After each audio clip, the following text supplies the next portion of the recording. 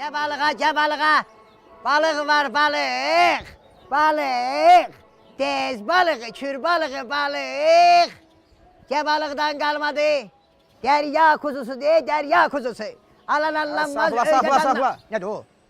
Qayaqdan diri balıq çıxırsan. Gel. Bu nə diridir? Yeter kardeş, diri balık. Bunların hamısı var ha. Dip diri balıklar değil bunlar. Belə diri balıq olar, heç bir tərpənmir. Kardeş diri balık neter olmalıdır. Balık diri de intası yatıp. Yorulublar, dincəlirlər. Sen yatanda oynayırsan yerinde. Sen de bu içime fağır uzanırsan da yetimsən. Ha yazsın. Yaxşı, neçə deyirsən? Bax mənim qardaşım. Kiloyla istəsin kilosu 10 manat, dəni ilə istəsin dənəsi 10 manat. Yaxşı, o necə olur, bə? Elə olur ki, biri elə 1 kilo gəlib ya bunda.